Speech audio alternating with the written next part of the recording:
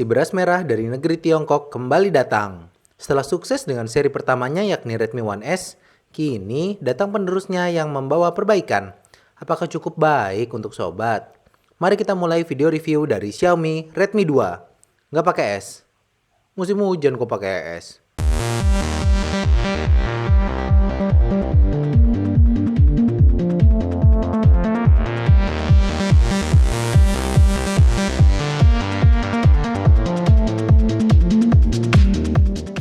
Seperti biasa, kita mulai dari desainnya dulu ya sob.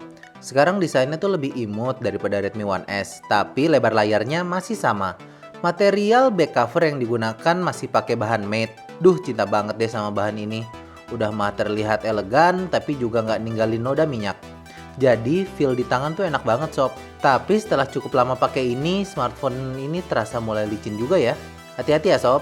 Di bagian depan Xiaomi Redmi 2 ini ada kamera depan yang resolusinya 2 megapiksel, terus ada earpiece, layar 4,7 inch beresolusi HD, 3 tombol kapasitif, menu home dan back, nggak lupa juga ada LED notifikasi. Tombol power dan lock dan tombol volume tuh ada di sisi kanan smartphone sob, sisi kirinya nggak ada apa-apa.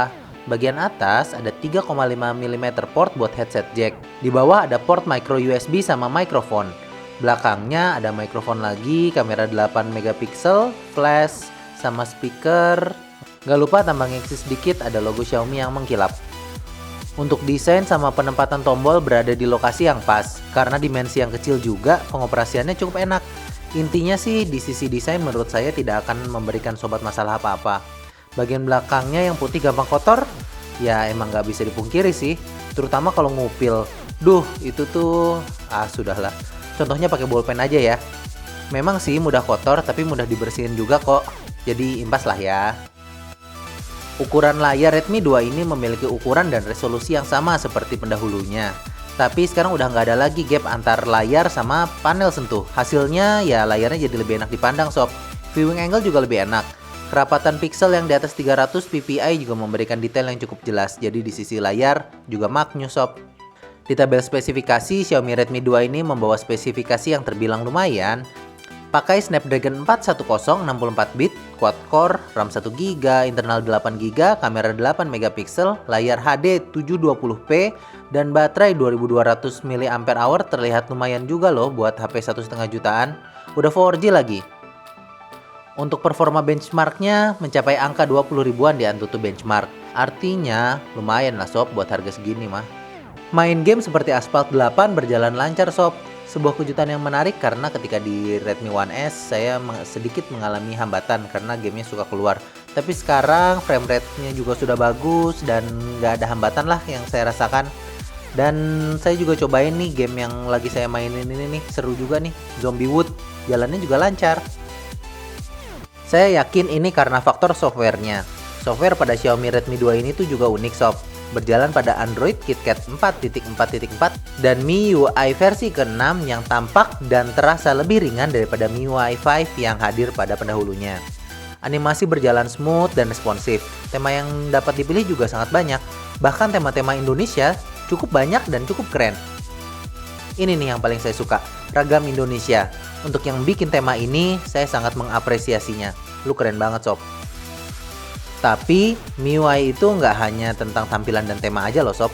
MIUI itu tuh sebenarnya seperti optimalisasi hardware dengan menggunakan software.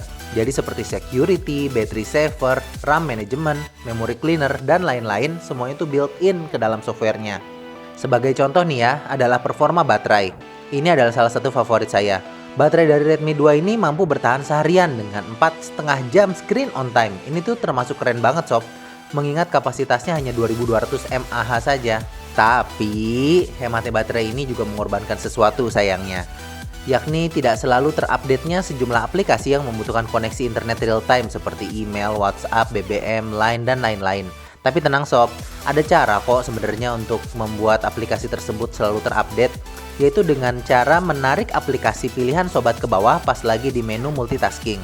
Dan juga bisa dengan meluncurkan aplikasi security, terus pilih permission dan klik auto start app. Nah pilih deh tuh aplikasi apa aja yang sobat pengen terupdate terus. Ada love and hate sih sama MIUI ini. Love-nya adalah MIUI memberikan kesederhanaan dalam penggunaan. Contohnya seperti yang nggak ada app drawernya ya sob. Bahkan kalau mau lebih mudah lagi, aktifkan aja light mode. Dengan light mode menggunakan smartphone ini tuh jadi luar biasa mudah gitu. Love lainnya adalah MIUI menawarkan kontrol penuh akan smartphone dengan memberikan akses buat sobat mengatur aplikasi apa saja yang terupdate. Bahkan kalau mengklik 5 kali MIUI di About Phone, sobat akan mendapatkan akses sebagai developer. Nah, di sini sobat dapat mengatur optimalisasi memori. Kalau high, memori akan cepat dibersihkan. Ini tuh cocok buat yang suka clear RAM atau yang mau menghemat baterai. Kalau low, memori akan ditahan lebih lama, jadi aplikasi di background akan jalan terus. Ini cocok buat sobat yang butuh update email, chat, sosmed, kapan aja dan di mana aja. Tapi memang saya rasakan sendiri, kalau BBM atau enggak Line itu agak keberatan kalau dipaksa selalu berjalan berdampingan dengan beberapa aplikasi sosial media yang lainnya. Kadang sih suka nggak terupdate gitu, tapi kalau WhatsApp masih lancar sih. Hate-nya adalah mungkin semua fitur yang saya sebutkan barusan, sobat nggak akan tahu kalau nggak nonton video ini. Saya pun mungkin nggak akan tahu kalau nggak belajar dulu gitu. Ini pun belum semua ya sob. Jatuhnya tuh kayak si MIUI itu tuh sederhana tapi kompleks. Nah loh, bingung kan tuh. Memang untuk bahas MIUI ini butuh satu video sendiri, tapi tetap saya bahas sedikit karena MIUI ini adalah salah satu keunikan dari semua smartphone Xiaomi. Sekarang kita ke sektor paling mentereng dari smartphone ini, yaitu kamera 8 megapikselnya. Dulu Xiaomi Redmi 1S memberikan kejutan dengan memberikan kualitas foto yang cukup keren di range harga yang terbilang murah. Dan Redmi 2 ini meneruskan hal tersebut sob. Hasil gambar dalam kondisi cukup cahaya tergolong sangat baik. Detail, saturasi warna, kontras dalam kategori memiliki takaran yang pas lah ya. SDR-nya pun memberikan hasil yang sangat baik. Untuk kamera ini adalah salah satu yang terbaik di kelasnya. Jika dalam kondisi kurang cahaya masih menimbulkan noise dan detail juga akan mengalami penurunan. Untuk kamera depan yang 2 megapiksel juga terbilang cukup baik. Terlebih ada fitur Beautify-nya sob, membuat hasil foto tampak lebih indah dari kenyataan. Ada satu hal sih pada user interface-nya yang harus diapresiasi menurut saya. Walau kayak user interface yang buah kegigit itu, tapi saya suka cara Xiaomi untuk mengatur tingkat kecerahan dengan cara diputar ini. Ini menurut saya sangat intuitif. Good job. Untuk perekaman video, dalam merekam video hingga resolusi Full HD hasilnya cukup bagus dengan frame per second yang baik pula. Cuman ada sedikit masalah nih sob. Jika sobat merekam pada kondisi pencahayaan yang memiliki dark area dan ya cahaya yang cukup, pokoknya yang rentangnya cukup jauh, Redmi 2 ini tuh tampak terlalu cepat untuk mengubah brightness sehingga terlihat seperti kedap-kedip gitu. Jadi dia kayak struggling untuk cari pencahayaan yang pas.